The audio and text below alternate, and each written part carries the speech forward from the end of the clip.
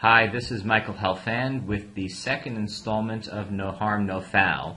Today we're going to continue our exploration of to what extent does American law embrace this principle of no harm, no foul, that you don't have to pay, you don't have liability in instances where you don't harm somebody.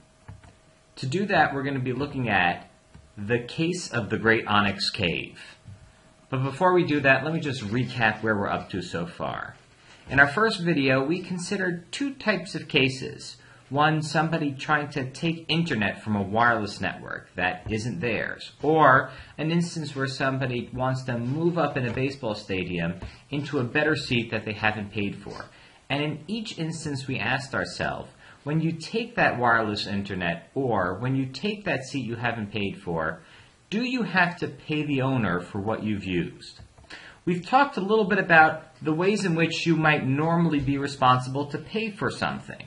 When you agree to it via contract, I agree to pay you to mow my lawn. Or sometimes I have to pay when I punch you in the face, when I trespass on your property. In those instances, I've harmed you, and so I have to pay. But is there any other category that I have to pay for that might cover cases like when I use internet that isn't mine or take a seat that's already empty? And we noted that there's this category in the middle, unjust enrichment, restitution. These two concepts giving us the following idea. If a person is unjustly enriched at the expense of someone else, he must restore that person's property. That is, he must make restitution. When a person is unjustly enriched, he has to restore that person's property. Now, we left over here and asked, what does it mean to be unjustly enriched? What does it mean to restore a person's property? To think about these concepts, I'd like to introduce you to the case of the Great Onyx Cave, which went something like this in 1936. A fellow, Edwards, owned a cave underneath his property. And this cave was actually quite beautiful, so we're told. People would come and visit. In fact, not only would they visit, but they would actually pay admission to see this great onyx cave. And Edwards made quite a lot of money off the cave. But there was one problem. Part of the cave was under Edwards' property. But part of the cave was also under his neighbor Lee's property. Now, you could only get into the cave through Edwards' property, and so Edwards would charge admission. But Lee also owned part of the cave that people would come look at. It was underneath Lee's property. There was no way into the cave through Lee's property, but still Lee owned some of the cave. And Lee brought a lawsuit claiming, you know what? I should actually be entitled to some money here. Part of this great onyx cave is mine. Now let's think about this for a second. What might Edward have to pay Lee? What do we think about this type of case? Well, one way to think about it is, maybe Edwards should have to pay Lee for renting Lee's property. Well, if you think about that for a second, the answer might be Lee should get $0. I mean, how much could Lee really rent a part of the cave that you couldn't even enter? Lee had no entrance to the property. How could he rent the property? There was no market for an unenterable cave. So if we think about this in terms of, well, you know what Edwards should give Lee? Rent. The answer is going to be Edwards going to give Lee money. How much money? Well, $0. Because that's how much the rent would be worth. But rent isn't the only option. Think about all those dollars that Edwards was charging people in order to get into the cave. Maybe we should say, you know what Edwards should give Lee? Edwards should give Lee some of those dollar bills. Well, here's what the Supreme Court of Kentucky said.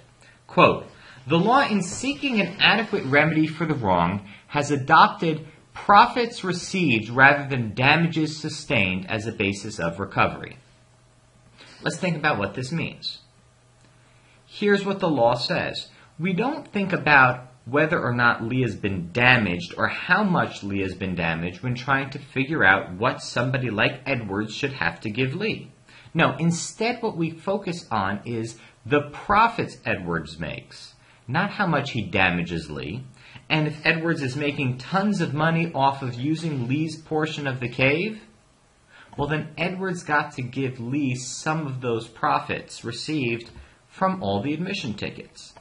Why should that be? Well, first the court said, the philosophy of all these decisions is that a wrongdoer shall not be permitted to make a profit from his own wrong.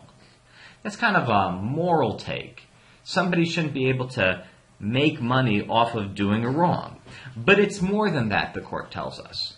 In some cases, no harm is done, and in these cases, if the sole remedy were by an action of tort, i.e., damages sustained, the wrongdoer would be allowed to profit at little or no expense. Now let's think about this for a second. Let's say the only thing American law required Edwards to give Lee would be the damages. What was Lee damaged? Well, Edwards took his property and didn't rent it, and Lee wasn't able to rent it to anybody else. So, what would the damages be? Maybe we would think about it. The damage was Lee's inability to rent the property. But we already noted that the rental value is probably $0. How can you rent property that you can't even get into? So, if all we focused on were the damages sustained, Edwards would have every incentive to make use of Lee's property in order to make tons of money off of the tickets sold. He has to pay Lee no money, or maybe very little money, and he gets to make all this money from all the tickets he sells to come see the Great Onyx Cave.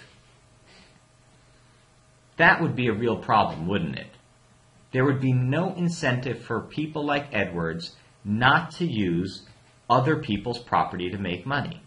And so the Kentucky Supreme Court says, we can't have that be the way in which we figure out how much Edwards has to pay Lee.